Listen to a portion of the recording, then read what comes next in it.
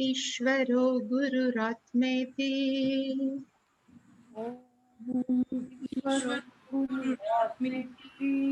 मूर्तिभेदविभागिने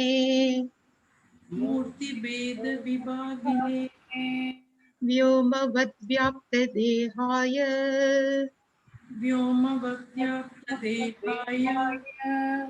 दक्षिणामूर्तये नमः। दक्षिणामूर्तये नमः। सदाशिवसमारम्भाम् सदाशिवसमारम्भाम् शङ्कराचार्यमध्यमाम् शङ्कराचार्यमध्यमाम् अस्मदाचार्यपर्यन्ताम् पर्यन्ताम् वन्दे गुरुपरम्पराम्। वन्दे गुरुपरम्पराम्। ॐ सहना भवतु ॐ सहना भवतु सहनौ भुनक्तु सहनौ भुनक्तु सह वीर्यङ्करवावहै सह वीर्यं करवावहै तेजस्विनावधीतमस्तु मा विद्विषावहै। तेजस्विनावधीतमस्तु मा विद्विषावहै। ॐ शान्ति शान्ति शान्तिः। ॐ शान्ति शान्ति शान्तिः। ॐ पार्थाय प्रतिबोधितां भगवता नारायणेन स्वयम् ॐ पार्थाय अर्थाय प्रतिबोधितां भगवतां नारायणेन स्वयं व्यासेन ग्रथितां पुराणमुनिना मध्ये महाभारतम् व्यासेन ग्रथितं पुराणमुनिना मध्ये महाभारतम् अद्वैतामृतवर्षिणीं भगवतीम् अष्टादशाध्यायिनीम् अमृतवर्षिणीं भगवतीम् अष्टादशाध्यायिनीम् अम्ब त्वामनुसन्दधामि भगवद्गीते भवद्वेषिणीम् अम्ब त्वाम् अनुसन्ददामि भगवद्गीते भवद्वेषिणीम् यं ब्रह्मा वरुणेन्द्ररुद्रमरुतस्तुन्वन्ति दिव्यैस्तवैः यं ब्रह्मा वरुणेन्द्ररुद्रमरुतस्तुन्वन्ति दिव्यैस्तवैः वेदैः साङ्गपदक्रमोपनिषदैर्गायन्ति यं सामगाः देवै सङ्गपदक्रमोपनिषदै गायन्ति यं सामगाः ध्यानावस्थिततद्गतेन मनसा पश्यन्ति यं योगिनः ध्यानावस्थिततद्गतेन मनसा पश्यन्ति योगिनः यस्यान्तन्न विदुः सुरासुरगणा देवाय तस्मै नमः यस्यान्तं न विदुः देवाय तस्मै नमः we can chant together. सर्वस्वरूपे सर्वेशे सर्वशक्ति समन्विते ये व्यस्त्राहीनो देवी दुर्गे देवी नमोस्तुते रोगानशेषं नपहंसि तुष्टा रुष्टाकामान् सकलानभीष्टान् त्वमाश्रितानां न विपालनानां त्वमाश्रिताय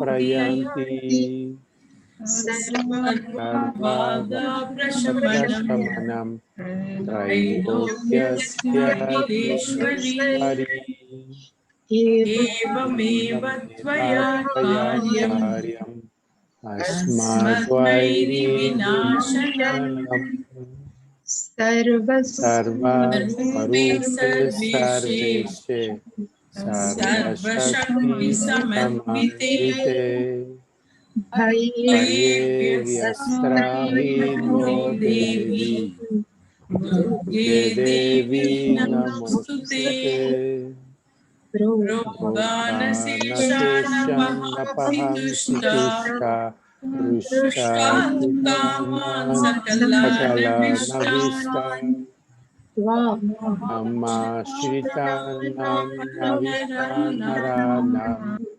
त्वमाश्रिताश्रयतं प्रयन्ति सर्वबाधाप्रशमनं त्रैलोक्यस्य किलेश्वरी एवमेव त्वया कार्यम् अस्मद्वैरिविनाशनम् सर्वस्वरूपे सर्वेशे सर्वशक्ति समन्विते भये व्यस्त्राहीनो देवी दुर्गे देवी नमोस्तुते रोगानशेषं नपहंसि तुष्टा रुष्टाकामान् सकलानभीष्टान् त्वमाश्रितानां न विपालनानां त्वमाश्रिताश्रयतं प्रयन्ति सर्वबाधाप्रशमनं त्रैलोक्यस्य किलेश्वरी एवमेव त्वया कार्यम् अस्मद्वैरिविनाशनम्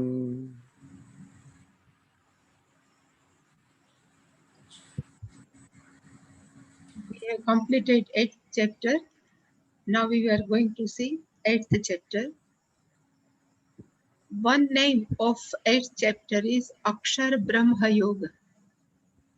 But here in Shankaracharya Bhashyam it is given Taraka Brahma Yoga. The Yoga means chapter. But Taraka Brahma Yoga, Taraka, the meaning of Taraka means one who can save, one who can cross, head to cross is called Taraka. And here it says, we have discussed, but there are many types of Bij mantras are available. Among all Bij mantra, there is one Bij mantra, it's called Omkara. This Omkara considered as a Taraka. It can save us, it can protect us from samsara. And it says Omkara we can use in both ways. It can be Saguna Upasana, it can be used. And even for Nirguna Upasana, it can be used. So, first important discussion in 8th chapter is for Omkara Upasana. We have seen. And another main discussion is after death,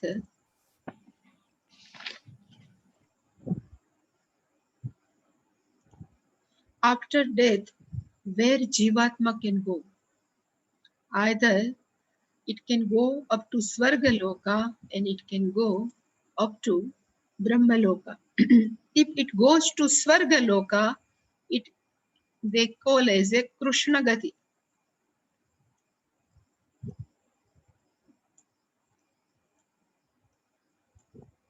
And if person has lots of upasana, so Krishna Gati.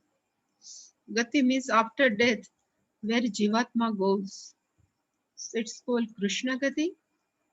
And another, if lots of upasana, it's called Shukla Gati. They say Shukla Gati is the bright path, while Krishna is a dark, but still it can take us up to Svargaloka. In the end of this chapter, they will say there are lots of messengers are also available. They have given the name also. They are available and they will say, please come, please come. In even Mundaka, it says one who does lot of yagna, that's all ahuti. It's become a messenger. They will take this upasaka to their own loka. And they say, Ehi, Ehi. Ehi means please come. This is your way. Same way, there are many messengers are available even in Krishna Patha and in Shukla Patha. So this discussion will come at the end of this chapter. And in the middle, there is a discussion of Omkara, Omkara Upasak, how they can leave this body. This description is discussed in 8th chapter. So from that base, we have, last time we have seen, so what is the connection? Because Upasana also considered as a Manasa Karma. And even we are doing lots of Kaikam Karma also. So what is the connection between Karma and Jnana? Because generally, because we are a Vedantic people and we are generally interested in Jnana only. But still, Bhagavan Krishna has emphasized in Upasana and even Karma Yoga. Why? So that's why we have seen Karma Yoga considered as our Kaikam Karma. And Kaikam Karma means Nitya Karma, Naimitic Karma. If we keep on perform this karma is helpful for us for Chitta Shuddhi. So our mind become pure. For purification of mind, this Nitya Naimitic Karma or Karma Yoga is helpful. And then Manas Karma. So what is the use of Manas Karma? So that we have seen, Manas Karma is helpful in Chitta Naishchalyam. Naishchalyam means it can help us for concentration of our mind. Naishchalyam is a steadfast concentration of mind. And what is the common factor between Upasana and Jnana? So common factor is Upasana also we can do in the mind only. Even Jnana will take place in the mind only. So their patra, vessel, if it is good, then it can sustain Jnana. So how can we keep our patra, means mind, clean? So this Upasana is helpful to clean our mind. So just now I just remember one story. Lord Buddha, Bhagavan Buddha was traveling from one village to another village. So one rich person, one who is interested to show off his all property and everything, he asked Lord Bhagavan Buddha, please give me nirvana. Please teach me how can I have nirvana. Then he says, you have to come for Bhiksha in my house. Can you come? Then Bhagavan Buddha says, okay, I will come. And at that time, it was a monsoon time, is a rainy season. So while Bhagavan Buddha was going to his house, he has his patra in his head, his vessel, Diksha Patra. So there all mud was all over the earth. So he has taken some part of mud inside his patra, that Bhiksha Patra, and with that mud, he went to that rich person's house and he says, Vikshandehi. And he has prepared a beautiful payasam. That rich person, in his with all happiness, he would like to offer this payasam to Lord Buddha. And when he saw inside Because his patra was not good, it's full of mud. Then he says, how can I give this, my beautiful payasam in this patra? Because patra vessel is not good. So Bhagavan Buddha says that I would like to tell you, I would like to convey you, you would like nirvana.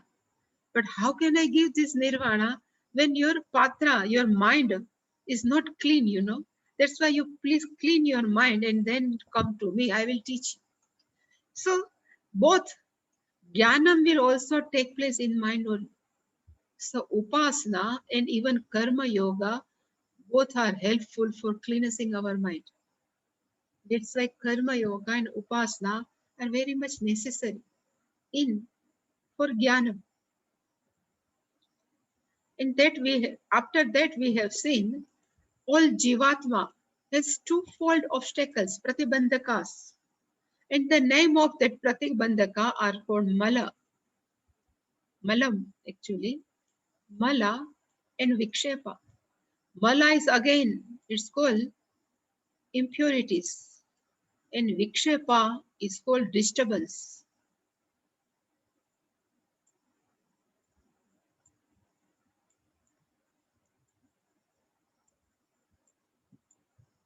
So how can we remove our impurities? And always impurities are available in our mind in the form of ragadvesha. So how can we clean it, our ragadvesha or impurities? So Bhagavan says karma yoga is very much helpful to remove first obstacle, malam, from our mind. So karma yoga will take care of our that problem of malam, ragadvesha. And another problem of our mind is called vikshepa, is called pratibandhaka or obstacle is called vikshepa. And this vikshepa is called disturbance of mind, or I have written restlessness of our mind. And how can we remove, how can we calm down? How can we remove this disturbance from our mind? So for that, upasana are helpful. And the meaning of upasana is equal to dhyana. So dhyanam and upasana are not two different words and two different meanings. The meaning is one and same. It's called dhyana. And one thing again I would like to tell, this mala and vikshepa are really speaking are available in mind. And this mala and vikshepa covers our real nature. It's called avarana. That's why third pratibandhaka is called avarana, means veil. It's like a curtain. So mala and vikshepa is just blocks our very nature of our true nature. It's called avarana. And jnanam is helpful to remove this avarana.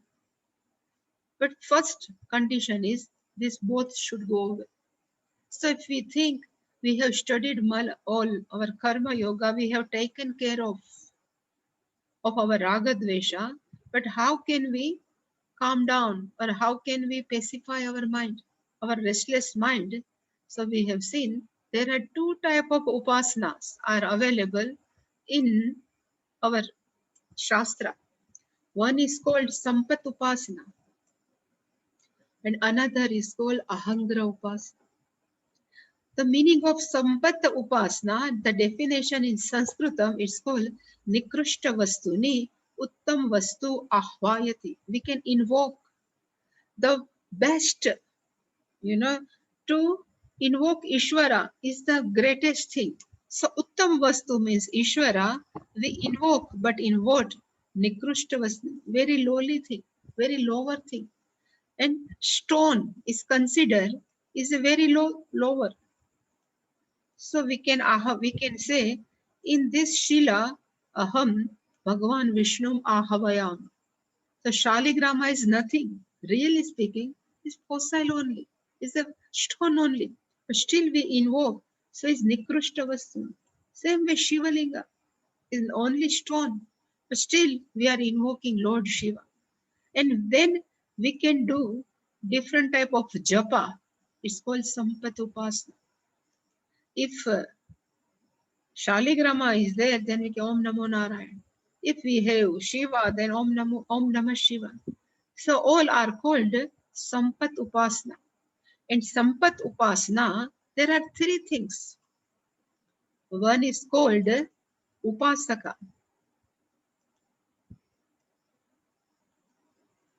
Upasaka means a person who does Upasana is called Upasaka. Upasakaha. Another is called Upasyaha. Who is your deity of Upasana? It's called Upasya. Upasya Devata.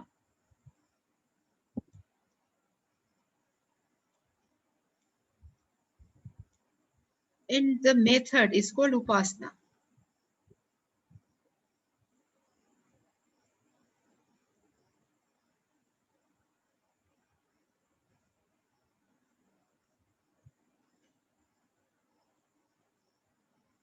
So Upasya Devata may be Shiva, maybe Devi, whatever.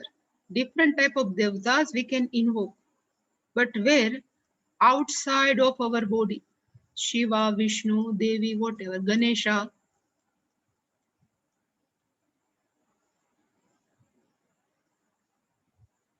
It's called also Avalambanam. Upasya, we need some Avalambanam. So all Shaligram, Shivalinga are called Avalambana of Avalambana means we need to hold on something.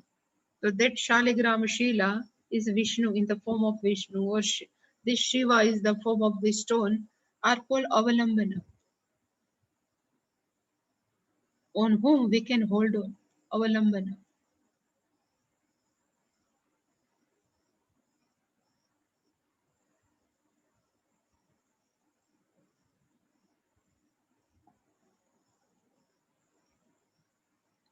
So this all Shilas or whatever we have deity, Vigra is outside in Sampat Upasana. Avalambana is always external. But in Ahangra Upasana, definition is Swasminange, in our own limbs or our all organs, Aham Paramatma Ahvanam. I am invoking a Lord. So Swasminange, we can say in my heart, in my mind. So in Sampat Upasana, stone is outside. We are Avalambana on stone. But in Ahangra Upasana, our own heart or our mind, even sometimes Chakshuhu also consider is it says in my right eye, I am invoking Surya. So there are heart in mind. So mind is Avalambana, is mind itself is a Shiva. Our mind itself is like a Lord Vishnu. Our mind itself is a Hiranyagarbha, whatever. So we are invoking in our mind only. It's called Ahangra Upasana. So what is the benefit of Ahangra Upasana? So it will come, but still the nature of Shiva that we are invoking in our heart or in our mind. So our mind also become like Shiva. Shiva is always Shantaha. If consider, so our mind also Shantaha. Same way Vishnu. The meaning of Vishnu means all pervading, Vyapakat Vishnu. One who all pervasive and who accept each and every people as they are. So that Vishnu I invoking in our mind, so our mind also become like Vishnu. It ready to accept people as they are. So the benefit of Ahangra Upasana means our mind become like whatever the deity we invoked. So if our mind is become vast, is then our mind is ready to accept that Upadesha, Aham Brahmasmi or Tattvamasi, because the Brahman is not a small thing, Brahma is all pervading, Brahman. That Brahman I am. If our mind is ready to accept every people, then only that Upadesha can stay in our mind. Otherwise, we can listen, but that Upadesha cannot stay. So in Sampat Upasana also, more and more we think the Lakshana of all Ishvara, that Lakshana will come to us. That's why last time I have told, Yatha Yatha Upaste Tatheva Bhavati. In which manner we are invoked that deity, we become that only. So it's called Upasana. And then, so that's why I have written here, Dhyanam and Upasana, both are one and same. Sometimes people says, I am doing Upasana, and somebody says, I am doing meditation. There is no difference. And definition we have seen, the meditation is Manasa Vyapara. It is the activity of mind. If somebody asks, whose activity, so we can say, either is a Sagunam Brahma or Nirgunam Brahma. Sagunam Brahma is Ishvara, Nirgunam Brahma is all pervasive Brahman. And the which type of this mental activity, right now also we are doing, all time we are doing mental activity. But this mental activity is like Sajataya Pratyaya Pravaha Rupa. It's like a flow of what?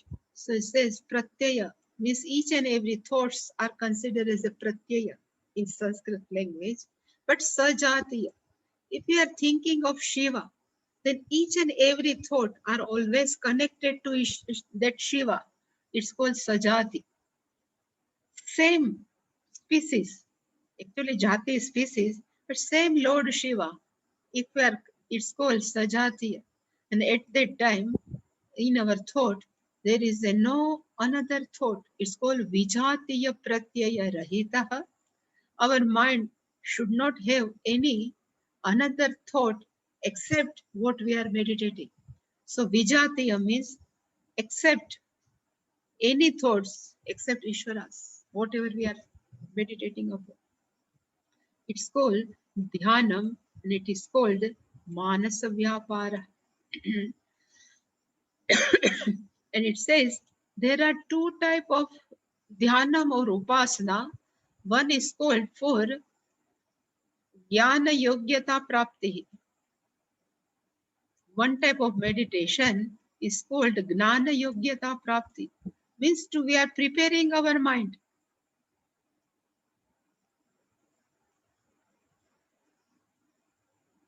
Gnana yogyata.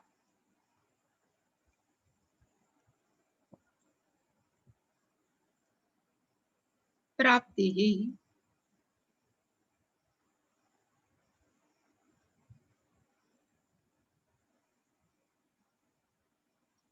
And another is called Gnana Nishtha Prapti.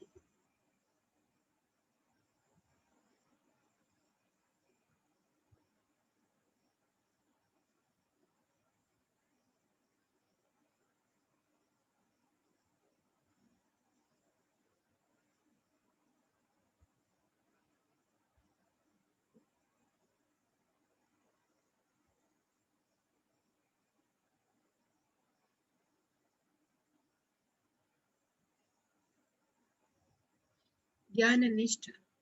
This upasana of Ishvara before Jnanam, it's called Gnana Yogyata Prapti. And if we have knowledge of self-knowledge, then still we are doing meditation for Jnana Nishtha Prapti.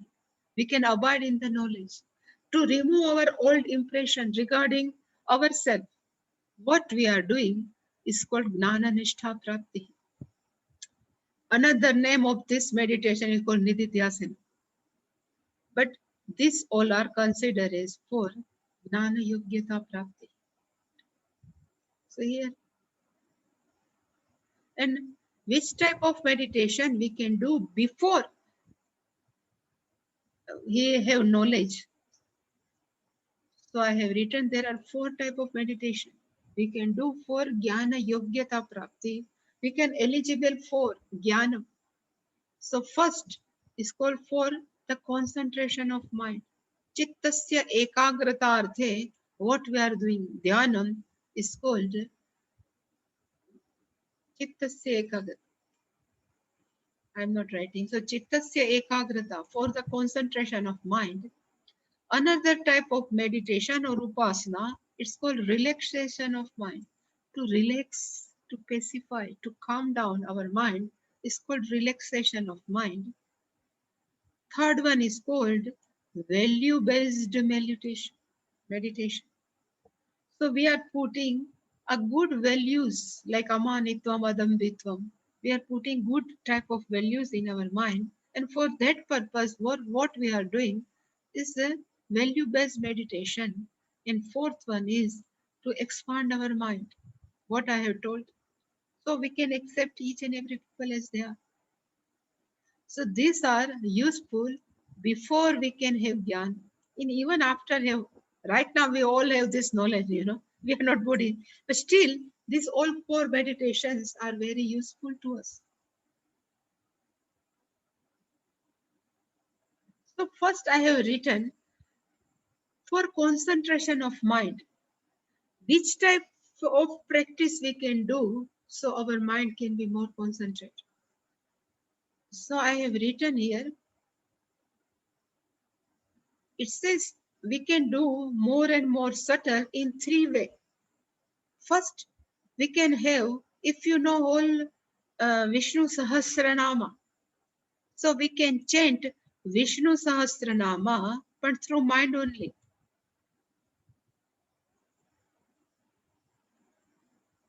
So our mind has to have many thoughts. It can, can go one by one, each and every name. So it can have space to move about our mind. Vishnu Sahasranama, Rudra, whatever, Hanuman Chalisa, whatever we can do, all stotram. We have to start from that only.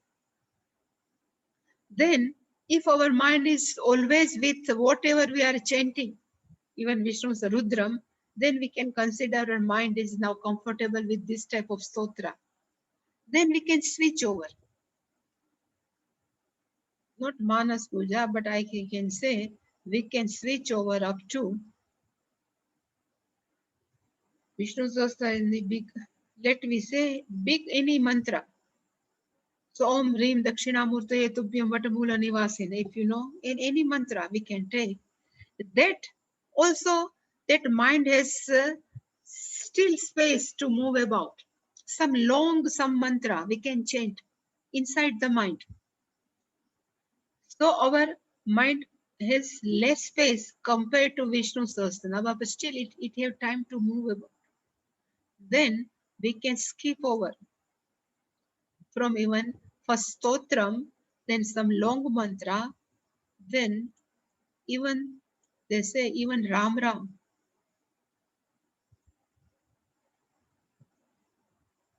Very small, even Om, but I cannot recommend it Om. Om chanting is very nice, but for Gruhastha, they say Om chanting is not good. But if we can chant Om, then is good, but not for Gruhastha. But whatever small mantra you can chant. And after that, even if you have Om Namah Shiva, if our mind is comfortable with Om Namah Shiva, so we can keep a gap, Om, then we can give some gap. Then after 1 to 2 seconds, we can do Namaha. And after Namaha, we can again pause. And after 3 seconds, we can do Shivaya. So our mind has paused Om, Namaha, Shivaya. So more and more, we can have space between two words. And still our mind doesn't go out. So our mind become more and more concentrated. And in this, if we are doing Vishnu Sahasranama is also Sajatiya Pravaha. If we are doing any Hare Ram, Ram Ram, Hare, long mantra. So still it's called Sajatiya Pratyaya. Even Om Namah Shivaya is also Sajatiya Pratyaya. By doing this, our concentration is increased. So while studying, our mind wants to go out. It may never wanders.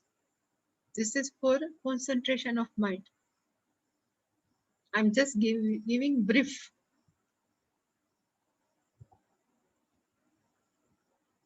To relax.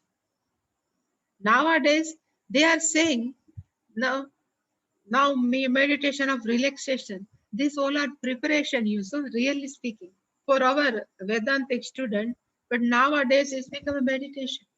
So how can we relax our mind in meditation? So I have just written, we have family, we have our jobs, we have we have to relate with different type of people in society, and this all creates some tension, some agitation, stress, anxiety in our mind. To remove all this from our mind, this meditation, this relaxation meditation is very helpful. And how, what can we do to relax our mind? So what type of suggestion we can give to our mind? So I have written one thing, they almost Puja Swamiji's student knows. 3 lines prayers. So, oh Lord, give me the strength so I can accept gracefully, which I cannot be changed. Second thing, oh Lord, give me the strength I can accept, which can be changed. And third line is, oh Lord, give me the wisdom so I can know what can be changed, what cannot be changed. So we start to think what can be changed, what cannot be changed. And slowly we can understand we cannot change the people. We cannot change the situation. We cannot change even our past. We cannot change our parents. So if we cannot change, so what only I can accept gracefully. More we accept, no, our mind will relax. More we accept, our mind will relax. So only one key to relax our mind is to accept.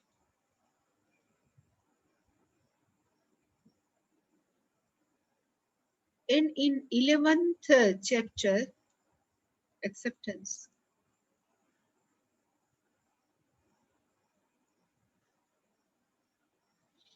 In 11th chapter, when Arjuna was asked Lord Krishna, who are you? And then our Bhagavan says, Nimitta Matra Bhava Savyasach and everything. Then he was very stressful. No, Arjuna was very, very tense. And after then he starts to stuti of Lord Krishna. And he said, this verse, this line in this 11th chapter, I love this.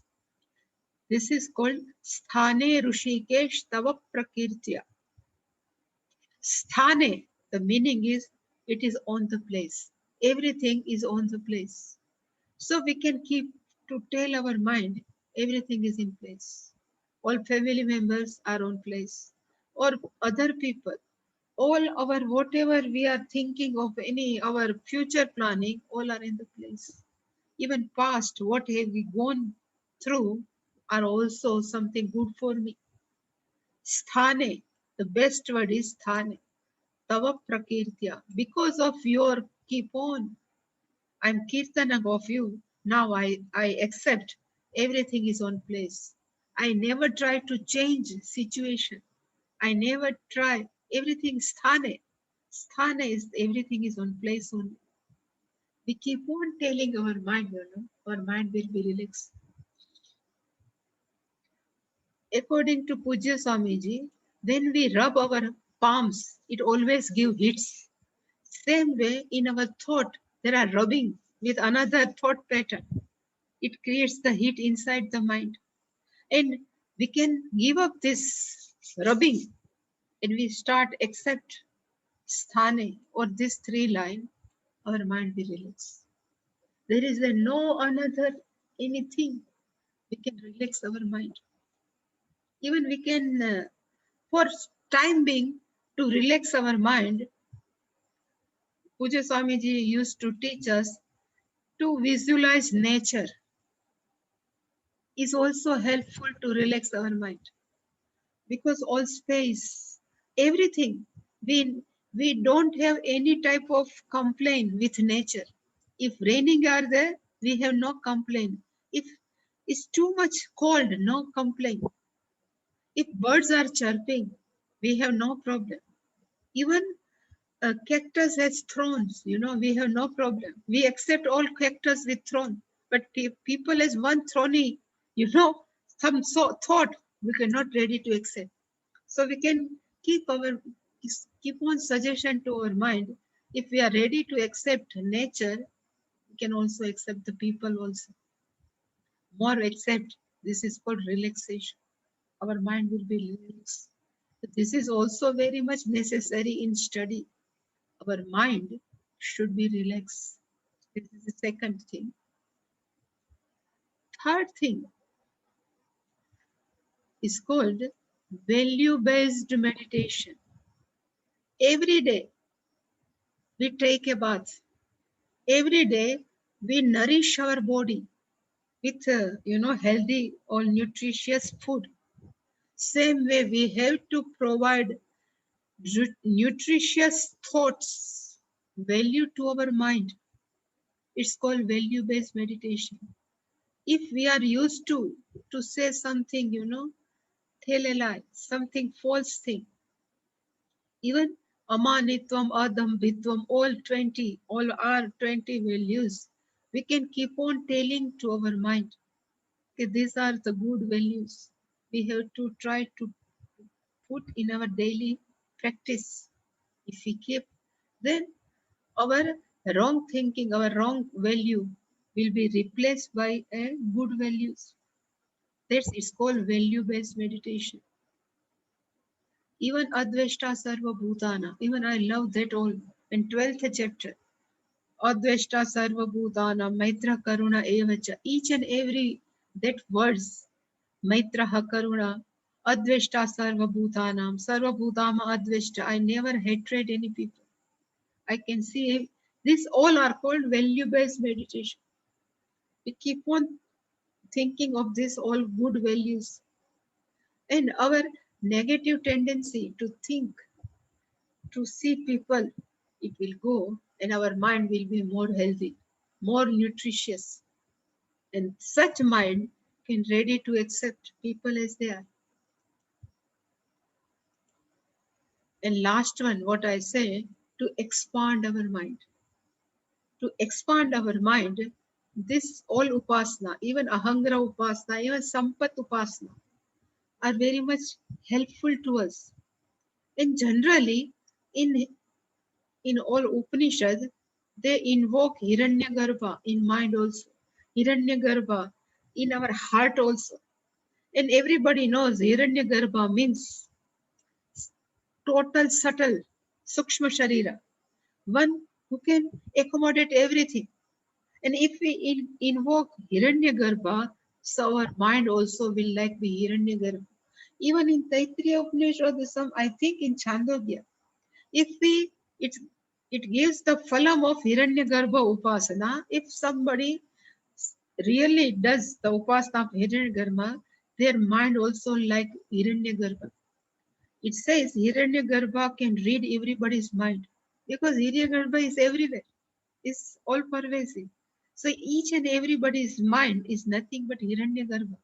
So if we do upasana of Hiranyagarbha, we can read everybody's mind because we are also available in each and everybody's mind, like Hiranyagarbha. So this is the phalam, means our mind is ready to accept people. So this is the main benefit of doing Hiranyagarbha upasana. So the quality of Hiranyagarbha will come to us, it will be helpful. And that what I am keep on telling, yatha yatha upaste tatha eva bhavati. Whatever we are invoking, we are doing upasana, tatha eva bhavati. It says Ramakrishna has developed that pucha when he was doing the upasana of Hanumanji. Even he does the upasana of Mata Kali. He starts period. It all comes because yatha yatha upaste tatha eva bhavati. So if we do upasana of Hiranyagarbha, even Vishnu, Sarva Vyapaka, then our mind is also like Vishnu, Sarva Vyapaka. Meaning of Sarva Vyapaka means like space. Space is accommodate each and every person. Same way our mind or our heart becomes like a space. We can accommodate each and every people without judging. It's called the benefit of all upasana. Therefore, meditation helps us to change our thinking pattern. It helps. So always meditation is to change our thinking pattern. It gives, what I have said is, Gnana Yogyata Prapti. This Gnana Yogyata Prapti comes. Our mind is ready to receive that knowledge, valuable knowledge. Because that knowledge is Ishavasamidam Saram. Here nothing but Ishvara is here. And I am not separate from that Ishvara. That teaching needs a certain mind to absorb, to assimilate. It's called Gnana Yogyata Prapti. And after this, if person goes through what I have written, Shravanam and Mananam. So through Shravanam, what we need is Agnana Nivrittihi Bhavati. Our ignorance, the veil, Avaranam will go about our real nature. Still, we may have doubt. That doubt will go after Mananam. As we keep on asking the question to Guru or whatever, and that all doubt will go. But still, our old thinking pattern regarding ourselves. So I am body, mind, sense complex. That is very difficult to go.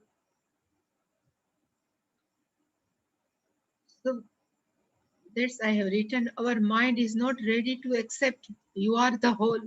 You are not body, mind, sense complex. You are all pervasive consciousness. It's very nice to hear, but it's very difficult to assimilate and to put in practice. And why? So our that thinking pattern, I am a body, it's very difficult to go. And that's why I have written, our mind has its own tantrum and complaint with regards to people, relationship, plus through many births, we have identification with body, mind, sense complex. It is very difficult to go. We always think somebody die, no, we have no problem. But when something happened to our body or some our dear and near will go, at that time we know what is the death, because we always consider that body is that person. So it is very difficult to go. For that, Nididhyasanam is very much necessary. This Nididhyasanam. And this Nididhyasanam, we keep on telling our mind, na jayate, na mriyate, or whatever. Even ajam nirgunam nirvikalpam niriham. If we keep on thinking on one word, suppose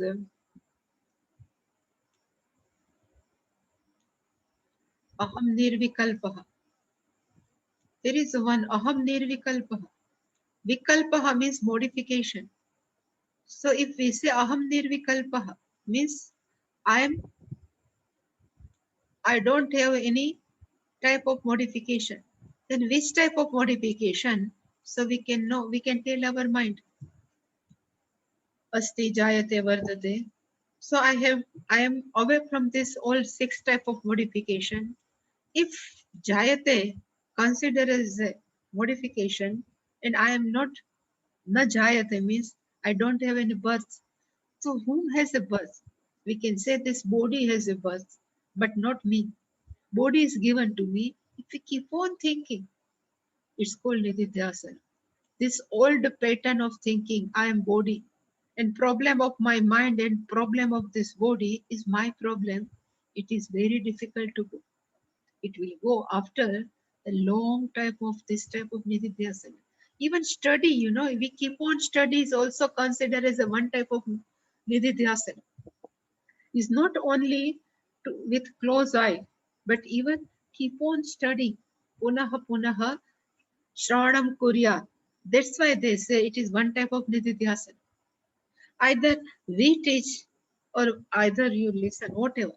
this listening is also is one type of nididhyasana. But our Shastra never recommended thoughtlessness. Never. So for us, nididhyasanam or this or relaxation of mind is nothing, but we are changing our thinking pattern. And in 6th chapter, if you remember, I had told there are, if we, I hear somewhere, I have given, there are 4 type of obstacles in meditation. And one is called nidra. If we go to sleep, is considered as the obstacle because everything is conducive. No light is a very relaxing position. So our mind is tend to go to sleep. So this is also not good. Then distraction of mind, vikshepaha, is also considered as a obstacle of meditation. And that was asked by Arjuna. Chanchalam hi mana Krishna, pramati balavadrudam. That we have is taken care of. Abhyasena tu kaunteya vairagyena cha gruhyate. It was the answer. Then another thing was rasasvadaha. Rasasvadaha is like one type of intoxication. Our mind is so much, if we teach our mind, you have to sit for meditation for half an hour every day from 7 a.m. to 7:30. And during that time, you should not think anything. Then after maybe 3 months, 4 months, mind has capacity during this half an hour, it stops thinking. And when our mind stops thinking, we can enjoy at that time. Some enjoyment we can have during this time period, but it doesn't mean it can help us to come out from the situation. Like one has type always habituate to drink alcohol. So when person is alcoholic, in that toxication, that person can forget all pain. But it doesn't mean the pain has gone. When that all intoxication will go, person will remain sane. Same way, if half an hour we can forget everything, our pain and everything, but after 7:35 minutes, mind comes back, starts thinking again all pains or whatever. So it never solve our problem. So rasasvadaha, thoughtlessness, to remain without any thought, it never entertained by our Shastra. It said it is not good. You should not enjoy. But still, if you are doing Om Namah Shivaya, Om Namah Shivaya, whatever mantra if you are doing, and after some time, that mantra becomes slow and we can enjoy that mantra, it's good. Nothing wrong in it. But from beginning only, we keep on telling our mind, you should not think anything. You don't think anything, it's not good. We can keep on doing some japa, and sometime time will come, even we don't like to do japa. At that time, we can enjoy that time. It's good. Because in that mind, unconsciously, that Om Namah Shivaya, whatever mantra is going on. But consciously, we are not doing. It is fine. But during this time period, I should not think anything. It is not good. So this rasasvadaha is one type of obstacle. In kashayaha, in meditation, kashayaha means our unconscious surface during meditation is called kashaya. According to Gaudapada Acharya, it's also very difficult to handle it. So whatever pain, unsolved pain of our mind, it surfaces when our conscious mind is calm. At that time also, we should not go along with that pain. We should allow pain to pass away. If we allow them pass away, that is gone. So all are considered as the obstacles of meditation. So in short, upasana or meditation is for Gnana Yogyata Prapti, and after having Jnanam, Gnana Nishtha Prapti. And this Omkara, Taraka Upasana, is helpful to us. This Taraka, this Omkara is considered as a Taraka Upasana for concentration of mind, whatever.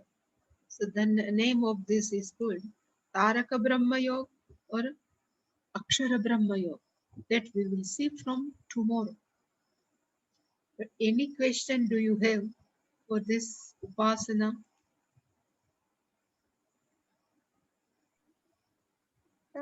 Why is it that Grihastha should not do Omkar chanting? It says if a person who does chant Omkara, it gives Vairagya, little bit Vairagya. In Gruhastha means is a family. The husband is there, wife is there, children are there. And if one person has developed Vairagya, either husband or wife, then another people are watching TV, they're enjoying some drama, whatever movie. And a person who has Vairagyam, he starts yelling, why are you watching this? It is useless. Because he has certain type of Vairagyam, then fight will come. They can't understand each other. So that's why it's not good. Because of Vairagyam. So Om Namah Shiva, you can chant Omkara with some mantra. Om Namah Shiva, Om Namo Narayan, Om Namo Bhagavate Vasudeva, anything you can chant. But only Omkara is for sannyasi only. Because they don't have family, no? That's why. And is it also necessary to understand the characteristics of any Bhagwan that we are chanting? Like Yeah. if I'm No. chanting Om Namah Yeah, Shivaya. if you love Shiva, so automatically we would like to know, no? To whom I am chanting, what will be the qualification? How it would be Shiva? What is the character of Shiva? So without knowing about the characteristics, we can't without invoke- knowing also be helpful. Because that Valya, one who's become Valmiki, who doesn't know who it is Mara Mara, he starts chanting Mara Mara, still he becomes Valmiki. Both way it can be useful, no problem. But you should have Shraddha only. If I chanting this, it will be helpful. Because that Valya robber is truth was Shraddha in Narada Rishi. So Narada asked, you keep on chanting Mara Mara. This become a sage, Rishi. So Shraddha is necessary. If you don't know qualification, but if you Shraddha, I am chanting Om Namah Shiva, it will be helpful to me. It is also good enough. Okay. Anything?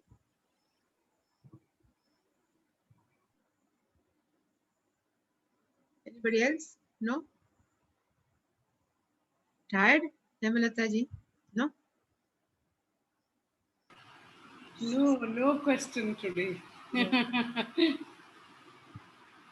Shall we do Purnamada? Om Purnamada Purnamada Purnamidam Purnat Purnamudachyate Purnasya Purnamadaya Purnameva Vasishyate Om Shanti Shanti Shanti Hari Om Shri Guru Namaha Hari Om Swamiji,